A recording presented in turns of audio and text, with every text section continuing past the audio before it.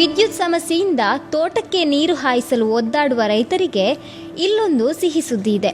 ಬೆಳ್ತಂಗಡಿ ತಾಲೂಕಿನ ಕೊಕ್ಕಡ ಗ್ರಾಮದ ತೋಟವೊಂದರಲ್ಲಿ ಕರೆಂಟೇ ಇಲ್ಲದಿದ್ರೂ ತೋಟಕ್ಕೆ ಸರಾಗವಾಗಿ ನೀರು ಹಾಯಿಸುವ ತಂತ್ರಜ್ಞಾನವೊಂದನ್ನು ಆವಿಷ್ಕರಿಸಲಾಗಿದೆ.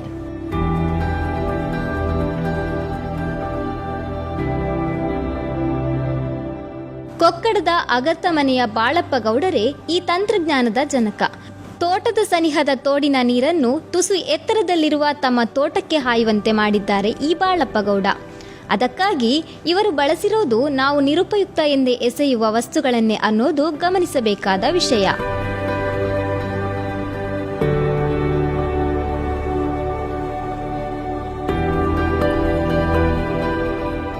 ಅತ್ಯಂತ ಸರಳವಾಗಿ ಈ ಆವಿಷ್ಕಾರ ವಿಜ್ಞಾನದ ಸರಳ ಯಂತ್ರ ಮಾದರಿಯಿಂದ ಪ್ರೇರೇಪಿತ.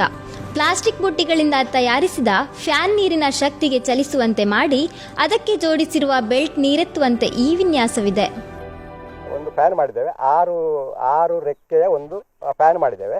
ಅದು ಆ ನೀರು ಬೀಳುವ ಜಾಗಕ್ಕೆ ಅದನ್ನು ಒಡ್ಡುವುದು. ಅದು ಆ ನೀರಿನ ಒತ್ತಡ ತೂಕಕ್ಕೆ ಅದು ಕೆಳಗೆ ಹೋಗ್ತದೆ. ಕೆಳಗೆ ಹೋಗುವ ತಕ್ಷಣ ಮೇಲಿದ್ದ ರೆಕ್ಕೆ ಅದಕ್ಕೆ ಬಂದು ಅಲ್ಲಿಗೆ ನಿಲ್ಲಿ ಅದಕ್ಕೆ ನೀರು ಬಿದ್ದಾಗ ಅದು ಕೆಳಗೆ ಹೋಗಿ ಅದು ಮತ್ತೆ ಅದು ತಿರುಗ್ತದೆ.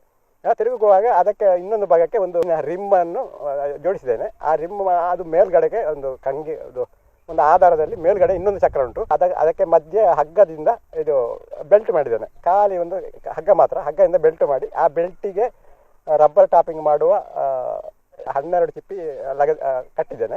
ಅದು ತಿರುಗುವಾಗ ನೀರಿನ ಕೆಳಗಿನ ಪುಡ್ಲಿ ಕೆಳಗಿನ ಬರುವಾಗ ನೀರನ್ನು ಅದು ಹಿಡ್ಕೊಂಡು ಮೇಲೆ ಹೋಗಿ ಮಗುಚಿ ಹಾಕಿ ಖಾಲಿ ಬರ್ತದೆ.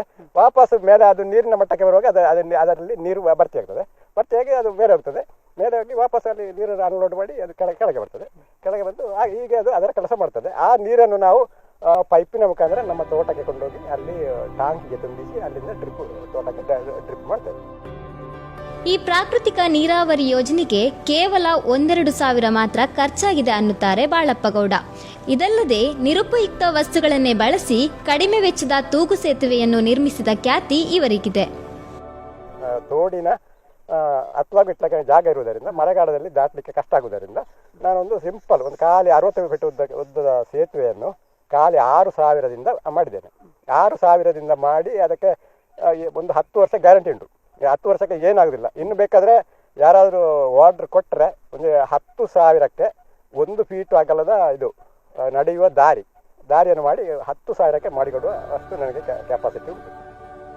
ಇದರ ಜೊತೆಯಲ್ಲಿಯೇ ಕೃಷಿಗೆ ತೊಂದರೆ ಕೊಡುವ ಮಂಗಗಳನ್ನು ಓಡಿಸಲು ವಿಶೇಷ ಕೋವಿಯೊಂದನ್ನು ಆವಿಷ್ಕರಿಸಿದ್ದಾರೆ ಇವರು. ಮತ್ತೊಂದು ನಮ್ಮಲ್ಲಿ ತುಂಬಾ ಮಂಗಗಳಿವೆ. ಮಂಗಗಳನ್ನು ಅಂದ್ರೆ ನಮ್ಮ ಬೊಂಡ ಎಲ್ಲ ಮಂಗಗಳು ಲಗಾಡಿ ಮಾಡ್ತವೆ.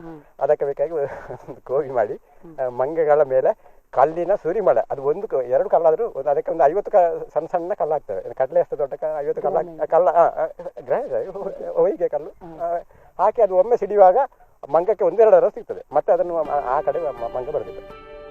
ಹೀಗೆ ತಮ್ಮ ಕೈಗೆ ಸಿಕ್ಕಿದ ವಸ್ತುಗಳಿಂದಲೇ ಏನಾದರೊಂದು ಆವಿಷ್ಕಾರ ಮಾಡುವ ಬಾಳಪ್ಪ ಗೌಡರ ಸಂಶೋಧನಾ ಪ್ರವೃತ್ತಿ ಯುವಕರಿಗೂ ಮಾದರಿ. ಮತ್ತಷ್ಟು ಸ್ಥಳೀಯ ಪ್ರತಿಭೆಗಳಿಗೆ ಇವರ ಸಾಧನೆ ಸ್ಫೂರ್ತಿಯಾಗಲಿ ಎಂಬ ಹಾರೈಕೆ ನಮ್ಮದು.